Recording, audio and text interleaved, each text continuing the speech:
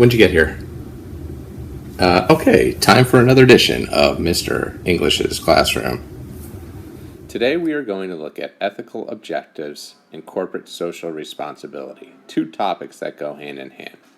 Last class we discussed corporate objectives, which largely center around business strategies and goals.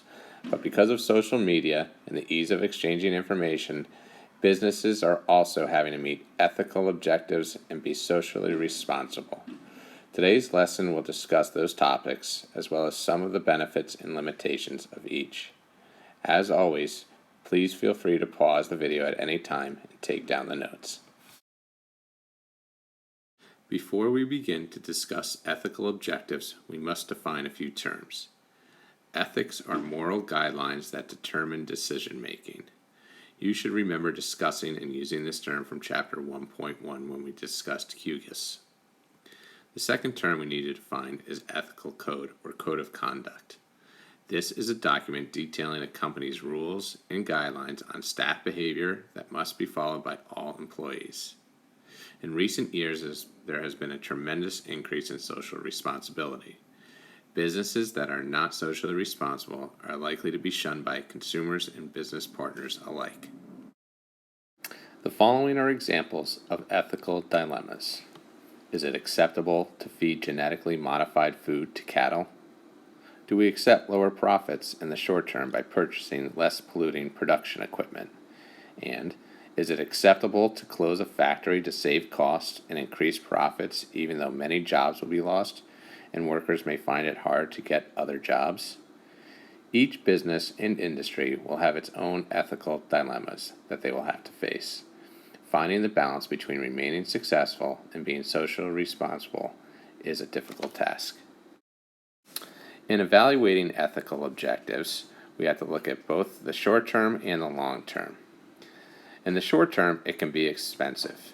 For example, paying fair wages raises costs and may reduce a firm's competitiveness against a business that exploits its workers.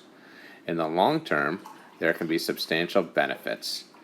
For example, a company can receive positive publicity for acting ethically, which may lead to an increase in sales. Next, we will discuss corporate social responsibility.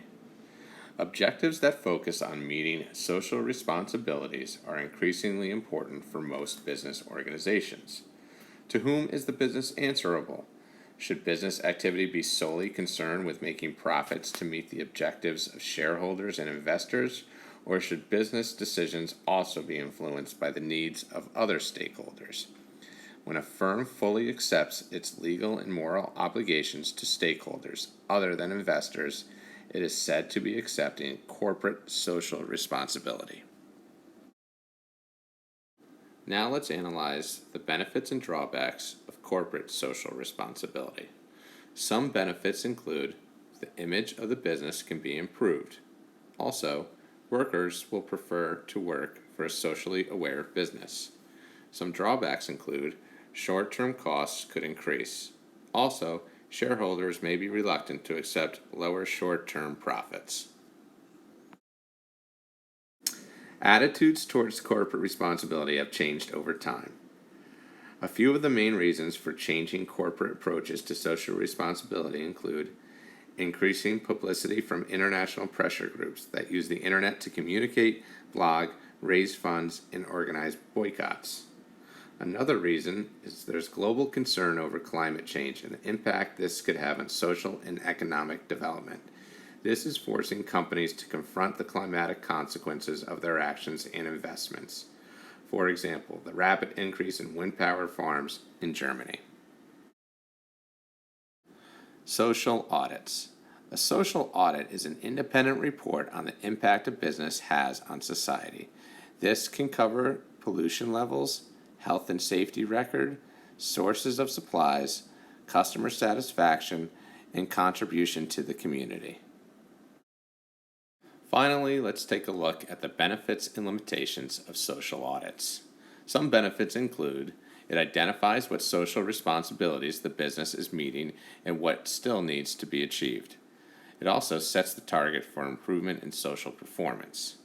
Limitations include If the social audit is not independently checked, will it be taken seriously by stakeholders? Also, time and money must be devoted to producing a detailed social audit. And that'll be all, friends, from Mr. English's classroom. We'll see you next time.